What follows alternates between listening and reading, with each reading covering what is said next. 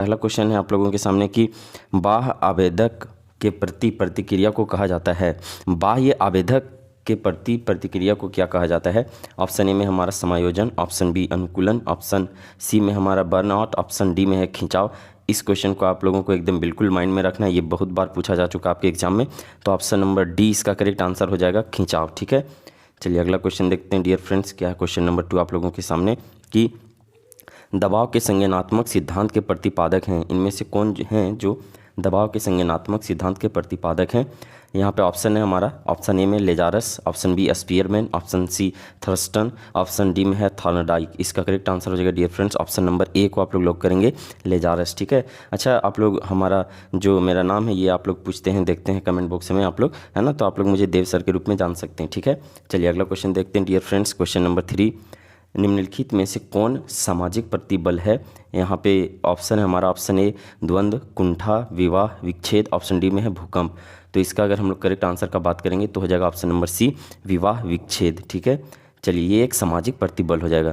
Question number 4 देखते हैं हम लोग डियर फ्रेंड्स। क्या क्वेश्चन नंबर 4 आप लोगों के सामने कि सामान्य अनुकूलन संलक्षण में अवस्थाएँ हैं, कितने हैं अवस्थाएँ हैं? ऑप्शन ए में हमारा 5, option B 3, option C 4, option D 2। इसका जो करेक्ट आंसर हो जाएगा डियर फ्रेंड्स हो जाएगा हमारा ऑप्शन नंबर बी 3। ठीक है, चलिए अगला क्वेश्चन देखते हैं हम लोग। बिल्कुल कंफ्यूज नहीं होना है, इसका आंसर आप लोगों को 3 करना है। ठीक है, क्वेश्चन नंबर 5 देखते हैं डियर फ्रेंड्स। क्या है कि प्रतिबल का नकारात्मक पहलू क्या है, ये आप लोगों से पूछा जा रहा है। तो इसका जो राइट आंसर हो जाएगा ये हो जाएगा हमारा डिस्ट्रेस, यानी कि ऑप्शन नंबर बी को आप लोग लॉक करेंगे। चलिए अगला क्वेश्चन देखते हैं डियर फ्रेंड्स। क्वेश्चन नंबर 6, हाँ तो क्वेश्चन नंबर 6 है हमारा यहाँ पर डियर फ्रेंड्स की द्विध्रुवीय मनोविकृति के कितने प्रकार हैं? बताइए कितने प्रकार हैं, 2, 3, 4 या फिर 5? तो आप लोगों को बता दें कि द्विध्रुवीय मनोविकृति के 2 प्रकार होते हैं। ठीक है, अगर आप लोगों से पूछा जाए कौन कौन सा, तो एक मनोदशा अनुरूप मनोविकृति होता है और एक होता है मनोदशा असंगत मनोविकृति। ठीक है, तो आप लोग ध्यान में रख सकते हैं, ऑप्शन नंबर ए इसका करेक्ट आंसर हो जाएगा। ठीक है, चलिए अगला क्वेश्चन देखते हैं डियर फ्रेंड्स। क्वेश्चन नंबर यहाँ पे आ गया 7। क्या है कि DSM IVTR में कितने आयाम हैं? तो इसमें अगर हम लोग आयामों का बात करें तो 5 आयाम होते हैं इसमें, यानी कि ऑप्शन नंबर ए को आप लोग लॉक करेंगे और आगे बढ़ेंगे क्वेश्चन नंबर 8 की ओर। क्या है क्वेश्चन नंबर 8 डियर फ्रेंड्स की उत्पीड़न भ्रमाशक्ति एक लक्षण है। तो उत्पीड़न भ्रमाशक्ति किसकी एक लक्षण है? तो काय रूप विकार का, मनोविदलिता का। देखिए ये क्वेश्चन आपके एग्जाम में बहुत बार पूछ चुका है, इसलिए मनोविदलिता जहाँ दिखे आप लोगों को ये इसका करेक्ट आंसर करना है आप लोगों को। ठीक है, मनोविदलता। ठीक है, चलिए अगला क्वेश्चन देखते बच्चों। क्वेश्चन नंबर 9 आप लोगों के सामने ये रहा। क्या क्वेश्चन कि कार्ल रोजर्स द्वारा किस चिकित्सा का प्रतिपादन हुआ? तो अगर कार्ल रोजर्स द्वारा हम लोग बात करें कि किस चिकित्सा का प्रतिपादन किया गया, तो इसका करेक्ट आंसर हो जाएगा dear friends option number C हो जाएगा हमारा, क्लाइंट केंद्रित चिकित्सा। ठीक है, ऑप्शन नंबर सी को आप लोग यहाँ पे लॉक करेंगे, है ना। चलिए क्वेश्चन नंबर 10 देखते हैं हम लोग। क्या है क्वेश्चन नंबर 10 आप लोगों के सामने कि व्यवहार चिकित्सा किस सिद्धांत पर आधारित है? तो व्यवहार चिकित्सा जो है बाबू ये अधिगम के सिद्धांत पर आधारित है, ऑप्शन नंबर ए को आप लोग लॉक करेंगे। ठीक है, चलिए अगला क्वेश्चन देखते हैं हम लोग। क्वेश्चन नंबर 11 आप लोगों के सामने ये रहा कि श्वसन अभ्यास को योग में क्या कहा जाता है? देखिए इसका आंसर आप लोग तो कमेंट बॉक्स में बताएंगे, विभिन्न जगहों पर इसका नाम आप लोग सुने होंगे कि श्वसन अभ्यास के लिए जो है वो कौन सा योग जो है वो सबसे ज़्यादा उपयोगी होता है? बताइए, ध्यान, आसन, प्राणायाम या फिर इनमें से कोई नहीं? इसका कमेंट बॉक्स में आप लोग हमें आंसर करके बताएंगे। एक ऑप्शन हटा देते हैं यहाँ पे, ऑप्शन नंबर बी। ठीक, अब आप लोग हमें इसका राइट आंसर कमेंट बॉक्स में जरूर बताएंगे। ठीक है, चलिए अगला क्वेश्चन देखते हैं हम लोग बच्चों। क्वेश्चन नंबर 12 यहाँ ये रहा आप लोगों के सामने। क्या है क्वेश्चन कि क्रमबद्ध असंवेदीकरण किस चिकित्सा विधि में उपयोग किया जाता है? बताइए, तो ये जो मेथड है बाबू ये किस में उपयोग किया जाता है? ये व्यवहार चिकित्सा में, यानी कि ऑप्शन नंबर ए को आप लोग लॉक करेंगे। ठीक है, चलिए अगला क्वेश्चन देखते हैं डियर फ्रेंड्स। क्वेश्चन नंबर 13 ये रहा आप लोगों के सामने। क्या बोल रहा है क्वेश्चन यहाँ पर कि मनोचिकित्सा का उद्देश्य क्या है? ये आप लोगों से पूछा जा रहा है। तो मनोचिकित्सा का उद्देश्य क्या है बाबू? तो ऑप्शन हम लोग एक बार देख लेते हैं। ठीक है, ऑप्शन ए में है कि रचनात्मक समायोजन, ऑप्शन बी विध्वंसात्मक समायोजन, ऑप्शन सी में हमारा जीवन शैली के सुधार में सहायता करना। तो देखिए इसका जो करेक्ट आंसर हो जाएगा 13 का ये हो जाएगा हमारा ये रचनात्मक समायोजन और जीवन शैली के सुधार में सहायता करना, यानी कि ऑप्शन ए और सी दोनों सही हैं, ऑप्शन नंबर डी हमारा करेक्ट आंसर यहाँ पे हो जाएगा। ठीक है, चलिए क्वेश्चन नंबर 14 देखते हैं डियर फ्रेंड्स। क्या क्वेश्चन नंबर 14 हमारे यहाँ पर कि उद्बोधक चिकित्सा को स्थापित किया, है ना। उद्बोधक चिकित्सा का जो है वो किसने स्थापित किया है? तो इसका करेक्ट आंसर हो जाएगा हमारा 14 का ऑप्शन नंबर बी, विक्टर ई फ्रेंकल ने। ठीक है, चलिए अगला क्वेश्चन हम लोग देखते हैं। क्वेश्चन नंबर 15 आप लोगों के सामने ये रहा। क्या क्वेश्चन कि समूह संघर्ष का कारण कौन नहीं है? ये पूछा जा रहा है आप लोगों से। ठीक है, समूह संघर्ष का इनमें से कौन सा है जो कारण नहीं है? ऑप्शन देख लेते हैं एक बार हम लोग। ऑप्शन ए में है संचार की कमी, ऑप्शन बी सापेक्ष वंचन, ऑप्शन सी पुरस्कार संरचना, ऑप्शन डी इनमें से सभी। तो इसका राइट आंसर हो जाएगा हमारा ऑप्शन नंबर सी, पुरस्कार संरचना। चलिए अगला क्वेश्चन हम लोग देखते हैं। क्वेश्चन नंबर आ गया आप लोगों के सामने 16 नंबर। क्या है क्वेश्चन नेक्स्ट क्वेश्चन में कि निम्नांकित में से कौन आक्रामकता का कारण नहीं है? आक्रामकता का कारण कौन नहीं है, ये आप लोगों से पूछा जा रहा है। यहाँ पे कुंठा, बच्चों का पालन पोषण, मॉडलिंग या फिर व्यवहारपरक औषध। इसका राइट आंसर हो जाएगा 16 का हमारा ऑप्शन नंबर डी, व्यवहारपरक औषध। ठीक है, चलिए अगला क्वेश्चन हम लोग देखते हैं। क्वेश्चन नंबर 17 ये आप लोगों के सामने। क्या बच्चों कि भूकंप किस श्रेणी से संबंधित है? ये आप लोगों से पूछा जा रहा है कि भूकंप जो है वो किस श्रेणी से संबंधित है। इसका आंसर आप लोग नहीं कर पाएंगे? बिल्कुल कर पाएंगे। ऑप्शन ए में हमारा परिवार, ऑप्शन बी राजनीतिक, ऑप्शन सी प्राकृतिक, ऑप्शन डी में है धार्मिक। इसका करेक्ट आंसर का बात करेंगे तो कौन सा हो जाएगा? आप लोग सभी जानते हैं ऑप्शन नंबर सी, प्राकृतिक। ठीक है, चलिए अगला क्वेश्चन देखते हैं डियर फ्रेंड्स। क्वेश्चन नंबर 18 ये रहा आप लोगों के सामने। क्या क्वेश्चन कि निम्न में से कौन प्राथमिक, एक सेकेंड, हाँ, निम्न में से कौन प्राथमिक समूह का उदाहरण है? ये आप लोगों से पूछा जा रहा है। बताइए प्राथमिक समूह का उदाहरण इनमें से कौन सा हो जाएगा? तो हो जाएगा हमारा यहाँ पर सामाजिक। ठीक है, ऑप्शन नंबर ए को आप लोग लॉक करेंगे। चलिए अगला क्वेश्चन देखते हैं हम लोग। क्वेश्चन नंबर 19 क्या है आप लोगों के सामने? ये रहा क्वेश्चन कि किसने समूह का वर्गीकरण प्राथमिक समूह तथा द्वितीयक समूह में किया? बताइए, मैकआवर, आलपोर्ट, WG समनर या फिर चार्ल्स कुल्ले? ये बहुत इंपॉर्टेंट क्वेश्चन है, आप लोग ध्यान देंगे बिल्कुल। ऑप्शन नंबर डी इसका करेक्ट आंसर हो जाएगा, चार्ल्स कुल्ले। ठीक है, चलिए अगला क्वेश्चन देखते हैं बच्चों। क्वेश्चन नंबर 20 ये रहा आप लोगों के सामने। क्या क्वेश्चन हमारा कि एक संदर्भ समूह के लिए सर्वाधिक वांछित अवस्था क्या है? चलिए एक बार ऑप्शन देख लेते हैं हम लोग। ऑप्शन ए में है समूह का आकार, ऑप्शन बी में समूह का प्रभाव, ऑप्शन सी समूह की सदस्यता, ऑप्शन डी में समूह के साथ संबद्धता। बताइए इसका आंसर कौन सा हो जाएगा? बताइए जल्दी से। तो इसका अगर हम लोग करेक्ट आंसर का बात करेंगे 20 का, तो ऑप्शन नंबर बी हो जाएगा बच्चों, समूह का प्रभाव। ठीक है, चलिए अगला क्वेश्चन देखते हैं। क्वेश्चन नंबर 21 ये रहा आप लोगों के सामने। क्या है? बहुत इंपॉर्टेंट क्वेश्चन है, आपके एग्जाम में बार बार ये क्वेश्चन पूछा जाता है। ठीक है, कि ध्वनि प्रदूषण का मापन क्या है? बताइए ध्वनि प्रदूषण का अगर मापन का हम लोग बात करेंगे तो ये हो जाएगा डेसिबल। ठीक है, ऑप्शन नंबर सी को आप लोग लॉक करते हुए आगे बढ़ेंगे क्वेश्चन नंबर 22 की ओर कि वायरस क्या है? वायरस क्या? बताइए पैथोजेंस, एंटीजेंस या एंटीबॉडीज या इनमें से कोई नहीं।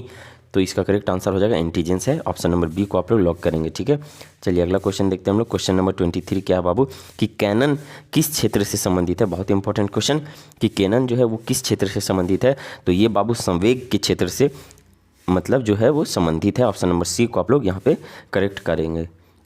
चलिए अगला क्वेश्चन देखते हैं। क्वेश्चन नंबर 24 ये रहा आप लोगों के सामने। क्या क्वेश्चन कि निम्नलिखित में से कौन जो है वो बुलिमिया विकार है? बुलिमिया विकार कौन सा है ये आप लोगों से पूछा जा रहा है। ऑप्शन देख लेते हैं एक बार। ऑप्शन ए में है भोजन विकार, ऑप्शन बी नैतिक विकार, ऑप्शन सी भावात्मक विकार, ऑप्शन डी में हमारा चरित्र विकार। तो इसका राइट आंसर हो जाएगा dear friends, option number A हो जाएगा हमारा भोजन विकार को आप लोग लॉक करेंगे। ठीक है, चलिए क्वेश्चन नंबर यहाँ पर आ गया आप लोगों के सामने। क्वेश्चन नंबर 25 है। क्या है कि सामान्य, असामान्य तथा श्रेष्ठ में केवल अंतर होता है। किस चीज़ का अंतर होता है? मात्रा का, दूरी का, क्रम का, समय का। तो इसका जो राइट आंसर हो जाएगा इसका हो जाएगा हमारा ऑप्शन नंबर ए, मात्रा का। ठीक है, ये दूरी का तो होगा नहीं, समय का भी नहीं होगा, तो इसलिए आप लोग ध्यान देंगे मात्रा का होगा।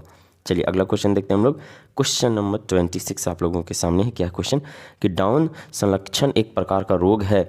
तो जो डाउन संलक्षण ये रोग है बाबू, ये एक प्रकार का मानसिक दुर्बलता है। ठीक है, यानी कि ऑप्शन नंबर डी को आप लोग लॉक करेंगे, मानसिक दुर्बलता। चलिए अगला क्वेश्चन देखते हैं हम लोग। क्वेश्चन नंबर 27 क्या है कि काय रूप विकार संबंधित है। तो काय रूप विकार जो है ये संबंधित है शारीरिक समस्या से। ठीक है, आप लोग ध्यान रखेंगे बिल्कुल, काय रूप विकार किससे संबंधित है? तो शारीरिक समस्या से। ऑप्शन नंबर ए को आप लोग लॉक करेंगे। और चलिए क्वेश्चन नंबर 28 की ओर हम लोग आ गए हैं। क्या है क्वेश्चन आप लोगों के सामने कि चिंता विकृति को विकृति की किस श्रेणी में रखा जाता है? तो अगर चिंता विकृति को हम लोग बात करें तो इसको रखा जाएगा मन स्नायु विकृति में। ठीक है, ऑप्शन नंबर बी यहाँ पे करेक्ट आंसर हो जाएगा। ठीक है, चलिए क्वेश्चन नंबर देखते हैं हम लोग 29 क्या है। क्वेश्चन नंबर 29 आप लोगों के सामने रहा कि बुद्धि लब्धि के संप्रत्यय का प्रतिपादन किसने किया। तो बुद्धि लब्धि के संप्रत्यय का प्रतिपादन जो है वो किसने किया है? तो ऑप्शन नंबर बी को आप लोग लॉक करेंगे, स्टर्न। ठीक है, चलिए ये बहुत इंपॉर्टेंट क्वेश्चन है और ये कन्फ्यूजिंग वाला क्वेश्चन भी है। ठीक है, तो आप लोग बिल्कुल ऑप्शन नंबर बी को लॉक करेंगे, स्टर्न। चलिए अगला क्वेश्चन देखते हैं। क्वेश्चन नंबर 30 आप लोगों के सामने ये रहा डियर फ्रेंड्स। क्या क्वेश्चन कि किसने बुद्धि का सार्वभौम क्षमता कहा है? किसने जो है वो बुद्धि को सार्वभौम क्षमता कहा है? तो ये इसका राइट आंसर वेस्लर हो जाएगा, ऑप्शन नंबर ए यहाँ पे करेक्ट आंसर है। ठीक है, चलिए क्वेश्चन नंबर 31 देखते हैं डियर फ्रेंड्स। क्या क्वेश्चन नंबर 31 हमारा कि बुद्धि के एक कारक सिद्धांत का प्रतिपादक निम्न में से कौन है? बुद्धि के एक कारक सिद्धांत के प्रतिपादक निम्न में से कौन है? चलिए इसका आंसर आप लोग हमें कमेंट बॉक्स में बताएंगे। ऑप्शन ए में हमारा Alfred Binet, option B Charles Spearman, option C में हमारा थॉर्नडाइक और ऑप्शन डी में है इनमें से कोई नहीं। चलिए हम एक यहाँ पे हटा दे रहे हैं, ये डी नहीं होगा, ठीक है। चलिए ऑप्शन नंबर सी को भी हटा दे रहे हैं। ऑप्शन ए और बी में एक करेक्ट आंसर है, ये आप लोग हमें कमेंट बॉक्स में जरूर से जरूर बताएंगे, ठीक है। बहुत इंपॉर्टेंट क्वेश्चन है बाबू। चलिए क्वेश्चन नंबर 32 देखते हैं हम लोग क्या है। हाँ, तो क्वेश्चन नंबर यहाँ पर हमारा 32 है बाबू। क्या है कि जिन व्यक्तियों की बुद्धि लब्धि 80 से 89 यानी कि 80 से 90 के बीच में होती है उन्हें कहते हैं। तो देखिए ये प्रतिभाशाली तो बिल्कुल नहीं होगा, ठीक है। मूढ़ बुद्धि भी नहीं होगा, ठीक है। उसके बाद यहाँ बचा सामान्य, या फिर इसको आप लोग बोल सकते हैं औसत। तो औसत होने के लिए हमारा कितना चाहिए? 90 से लेके 100 के बीच या फिर 115 के बीच में चाहिए, तब होगा हमारा औसत या फिर सामान्य। तो यहाँ पे आप लोग औसत से नीचे यहाँ पे एक ऑप्शन होना चाहिए, लेकिन आप लोग इसको ऑप्शन नंबर सी के कैटेगरी में रख सकते हैं, मंद के कैटेगरी में, ठीक है। चलिए तो ऑप्शन नंबर इसका करेक्ट आंसर हो जाएगा हमारा ऑप्शन नंबर सी, मंद, ठीक है। चलिए अगला क्वेश्चन देखते हैं बच्चों। यहाँ पर है क्वेश्चन हमारा कि किस वर्ष बुद्धि का पास मॉडल विकसित हुआ। तो आप लोगों को बिल्कुल ध्यान में रखना है कि पास मॉडल में किर्वी जी का भी नाम आता है, और जहाँ किर्वी जी का नाम आएगा आप लोग 1994 यहाँ पे आंसर करेंगे, यानी कि ऑप्शन नंबर बी यहाँ पे करेक्ट आंसर हो जाएगा, ठीक है। चलिए क्वेश्चन नंबर 34 देखते हैं हम लोग। क्या क्वेश्चन नंबर 34? क्वेश्चन है हमारा कि बुद्धि को अमूर्त चिंतन की योग्यता के रूप में किसने परिभाषित किया।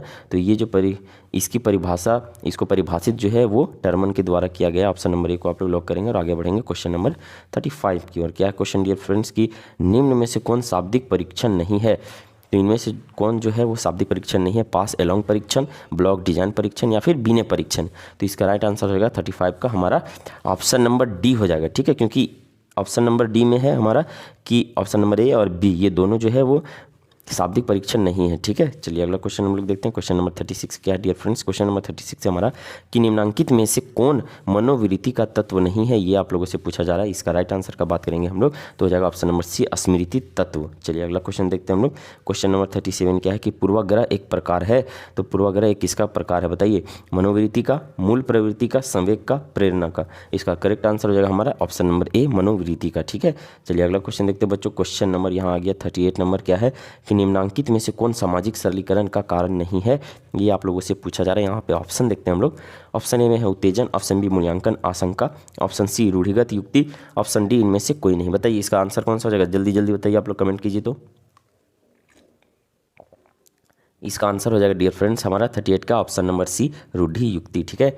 चलिए अगला क्वेश्चन देखते हैं हम लोग। क्वेश्चन नंबर 39 ये रहा आप लोगों के सामने। क्या क्वेश्चन एक बार ध्यान देंगे कि रूढ़ि युक्ति से सर्वप्रथम परिचित कराया किन्होंने, जो है वो रूढ़ि युक्ति से सर्वप्रथम परिचित कराया। तो इसका राइट आंसर हो जाएगा हमारा ऑप्शन नंबर सी, वॉल्टर लिम्पमैन ने, ठीक है। यानी कि ऑप्शन नंबर सी हमारा यहाँ पे करेक्ट आंसर हो जाएगा, ठीक है। चलिए क्वेश्चन नंबर 40 देखते हैं डियर फ्रेंड्स। क्या क्वेश्चन नंबर 40 हमारा यहाँ पर कि संज्ञानात्मक, एक सेकेंड, हाँ यहाँ पे हमारा क्वेश्चन है कि संज्ञानात्मक असंवादिता संप्रत्यय का प्रतिपादन किसने किया था। इसका करेक्ट आंसर हो जाएगा हमारा ऑप्शन नंबर बी, फेस्टिंगर। आप लोगों को बिल्कुल ध्यान में यहाँ पे रखना है इसको, ठीक है। चलिए क्वेश्चन नंबर 41 देखते हैं डियर फ्रेंड्स। क्या है कि POX त्रिकोण मॉडल के संदर्भ में कौन सा कथन सही है, ये आप लोगों से पूछा जा रहा है। तो देखिए इसमें जो होता है बाबू, ये होता है इसमें 3 व्यक्ति हो सकते हैं इसमें, ठीक है। तो 41 का ऑप्शन नंबर सी हमारा करेक्ट आंसर यहाँ पे हो जाएगा। चलिए अगला क्वेश्चन देखते हैं हम लोग। क्वेश्चन नंबर 42 क्या है? तो क्वेश्चन नंबर 42 आप लोगों के सामने है यहाँ पर हमारा कि निम्नांकित में से कौन समूह संरचना का तत्व नहीं है। एक बार ऑप्शन देखते हैं हम लोग। ऑप्शन ए में भूमिका, ऑप्शन बी मानक, ऑप्शन सी पद, ऑप्शन डी में हमारा समूह सोच। तो इसका करेक्ट आंसर हो जाएगा बाबू ऑप्शन नंबर डी, समूह सोच, ठीक है। चलिए अगला क्वेश्चन देखते हैं हम लोग। क्वेश्चन नंबर 43 ये आप लोगों के सामने है कि थ्रस्टन के अनुसार बुद्धि की कितनी मानसिक योग्यताएं हैं। तो अगर थ्रस्टन के अनुसार हम लोग बुद्धि की मानसिक योग्यताएं बात करें तो ये हो जाएगा 7 प्रकार का। Option number A correct answer है, ठीक है। चलिए क्वेश्चन नंबर यहाँ पे अब आप लोगों के सामने 44 नंबर क्या है कि गार्डनर के अनुसार निम्नांकित में से किसे बुद्धि का एक प्रकार नहीं माना गया है। बताइए जी कारक को, स्थानिक को या तार्किक गणितीय को। तो किसके अनुसार? तो जी कारक को जो है वो नहीं माना गया है, ठीक है। आप लोगों को ध्यान रखेंगे, ये बिल्कुल है, ठीक है। चलिए अगला क्वेश्चन हम लोग देखते हैं। Question number 45 dear friends. हाँ, तो क्वेश्चन नंबर 45 आप लोगों के सामने ये रहा। क्या क्वेश्चन कि जिन व्यक्तियों की बुद्धि लब्धि 90 से 100 के बीच होती है बच्चों, इसे क्या कहा जाता है? तो बताइए इसको क्या कहा जाता है? प्रतिभाशाली नहीं, इतना में तो प्रतिभाशाली नहीं होगा, मूड तो एकदम बिल्कुल नहीं होगा, मंद भी नहीं होगा। ऑप्शन नंबर डी को लॉक करेंगे आप लोग, औसत हो जाएगा, ठीक है। चलिए क्वेश्चन नंबर 46 से देखते बच्चों। क्या क्वेश्चन नंबर 46 हमारा कि निम्नलिखित में से किसे स्व का प्रकार नहीं माना जाएगा। बताइए तो स्व का प्रकार किसे नहीं माना जाएगा? इसका आंसर हो जाएगा पहचान स्व। ऑप्शन नंबर ए को आप लोग लॉक करेंगे, ठीक है। चलिए क्वेश्चन नंबर 47 देखते हैं डियर फ्रेंड्स। क्या क्वेश्चन नंबर 47 हमारा कि निम्नलिखित में से कौन व्यक्तित्वशील गुण है। तो अगर हम लोग व्यक्तित्व सिलगुण का बात करेंगे तो इसका करेक्ट आंसर हो जाएगा हमारा प्रभुत्व। ऑप्शन नंबर ए को आप लोग लॉक करते हुए आगे बढ़ेंगे। ठीक है, चलिए क्वेश्चन नंबर 48 देखते हैं डियर फ्रेंड्स क्या है कि निम्नलिखित में से कौन आनंद नियम से निर्देशित होता है, बताइए। उपाहम, पराहम, अहम या फिर इनमें से कोई नहीं। तो इसका करेक्ट आंसर होगा dear friends option number A उपाहम। ठीक है, आप लोग इसको लॉक करेंगे। चलिए अगला क्वेश्चन देखते हैं। क्वेश्चन नंबर 49 आप लोगों के सामने ये रहा। क्या है क्वेश्चन कि फ्रायड ने किस मॉडल का प्रतिपादन किया। तो फ्रायड द्वारा जो है बाबू ये मनोगत्यात्मक मॉडल का प्रतिपादन किया गया है या फिर मनोविश्लेषणात्मक सिद्धांत आप लोग बोल सकते हैं। ऑप्शन नंबर सी यहाँ पे बिल्कुल सही आंसर हो जाएगा। ठीक है, चलिए हम लोग अब आज की इस वीडियो का लास्ट क्वेश्चन देख रहे हैं। क्या है क्वेश्चन डियर फ्रेंड्स कि जो व्यक्ति बहुत हंसमुख, सामाजिक एवं बातूनी होता है क्या कहलाता है, बताइए। अंतर्मुखी। अंतर्मुखी तो बिल्कुल नहीं होगा क्योंकि ये तो बोलने वाला बात है ना, ये चुप रहने वाला थोड़ी बात है। हंसमुख है, सामाजिक है, बातूनी है तो यानी कि ज़्यादा बात करता है। तो इसका जो करेक्ट आंसर हो जाएगा डियर फ्रेंड्स ये हो जाएगा हमारा बहिर्मुखी। ठीक है, ऑप्शन नंबर बी को आप लोग यहाँ पे लॉक करेंगे। क्या हो जाएगा ऑप्शन नंबर बी बहिर्मुखी। ठीक है, चलिए तो हम लोग फिर किसी नए वीडियो में मिलेंगे बच्चों। तब तक आप अपना तैयारी जो है वो डेली यहाँ हमारे चैनल से जुड़ के आप लोग मजबूत करते रहें अपनी तैयारी को। एग्जाम बहुत नज़दीक आ गया है तो इसलिए आप लोग रेगुलर वीडियो को वॉच करें, है ना।